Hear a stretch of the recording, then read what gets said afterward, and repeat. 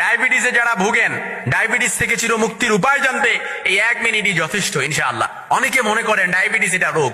মূলত ডায়াবেটিস কোনো রোগই নয়, বরং আমাদের কোষে যখন চর্বি জমে, কোষে জায়গা থাকে না, রক্তের চিনি যখন কোষে ঢুকতে পারে না, আধুনিক মেডিকেল সায়েন্স এটাকেই ডায়াবেটিস বলে সাজেস্ট করেছেন।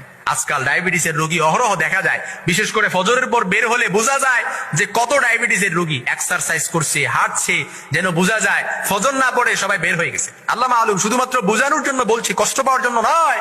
এজন্য ডায়াবেটিস থেকে, যারা ডায়াবেটিসের থেকে মুক্তি পেতে চান তাদের জন্য আমি কিছু পরামর্শ দেব ইনশাআল্লাহ। কিছুদিন পর বললেন যে হুজুর আলহামদুলিল্লাহ ডায়াবেটিস থেকে মুক্তি পাইছি, আর না পাইলে তখনও মেসেজ করে বললেন যে পাইছেন কি না পাইছেন। এই জন্য মনে রাখবেন, ডায়াবেটিস থেকে মুক্তি পাওয়ার জন্য প্রথম এবং প্রধান করণীয় হচ্ছে আপনাকে আপনার কোষের যে জায়গা আছে, জ্যাম হয়ে আছে, এটাকে আপনাকে খালি করতে হবে। অতিরিক্ত যে চর্বি আছে সেটাকে আপনাকে বার্ন করতে হবে। কারণ ডায়াবেটিসের রোগী যারা, ডায়াবেটিসে আক্রান্ত যারা, তারা বুঝে যে জীবনটা একেবারে কত ক্রিটিক্যাল। কারণ স্বাভাবিকত আপনি একটা ব্যথা পাইছেন, একটু কেটে গেছে, তখন এটাকে নিয়ে অনেক পোহাতে হয়, আপনাকে অনেক ভুগতে হয়।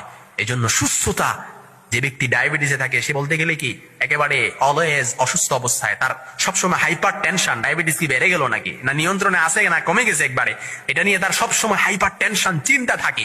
কারণ আল্লাহ রাসূলের হাদিস, ওয়াসিহাতাকা কাবলা আন তাকামিক, অসুস্থ হওয়ার আগে সুস্থতার কদর করতে হয়। এই জন্য সবসময় আমরা যারা সুস্থ আছি আলহামদুলিল্লাহ, আমরা আল্লাহ তাআলার কাছে আলহামদুলিল্লাহ বলি। কিন্তু যারা ডায়াবেটিসে আছেন তাদের জন্য আমি প্রধান বলবো যে আপনাকে এই কোষের চর্বি আপনাকে বার্ন করতে হবে, কোষ খালি করতে হবে।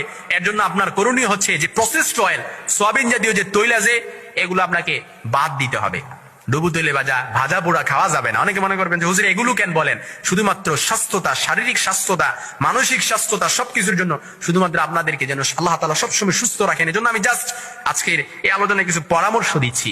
আপনাকে সবসময় শর্করা জাতীয় যে খাবার আছে এগুলো প্রথমত বাদ দিতে হবে।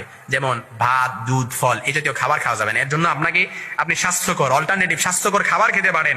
যেমন সরিষার তেল, শাকসবজি, ডিম, মাছ, মাংস, এগুলো খেতে পারেন। এমনই কি রোজা রাখাটাকে যদি মাঝে মাঝে কন্টিনিউ করতে পারেন, ইনশাআল্লাহ ডায়াবেটিস, আল্লাহ তাআলা আপনাকে চিরমুক্তি আল্লাহ তাআলা ডায়াবেটিস থেকে দিয়ে দিবেন। এটাই যথেষ্ট ডায়াবেটিস থেকে চিরমুক্তি হওয়ার জন্য।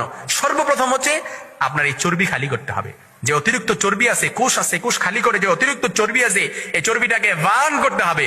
এজন্য মনে রাখবেন, সুস্থতার জন্য আল্লাহ তাআলার কাছে প্রথমত করণীয় হচ্ছে আল্লাহ তাআলার কাছে সব সময় দোয়া করা, আল্লাহ আপনি আমাকে সুস্থতার নিয়ামত দান করেন। আর যারা ডায়াবেটিস আছেন তাদের জন্য আরেকটা ফর্মুলা বলে দিচ্ছি, প্রত্যেক দিন 5 ওয়াক্ত নামাজ পড়েন, এমনিতেই এক্সারসাইজ হয়ে যাবে। ওই ফজরের পর বের হতে হবে না এক্সারসাইজ করার জন্য।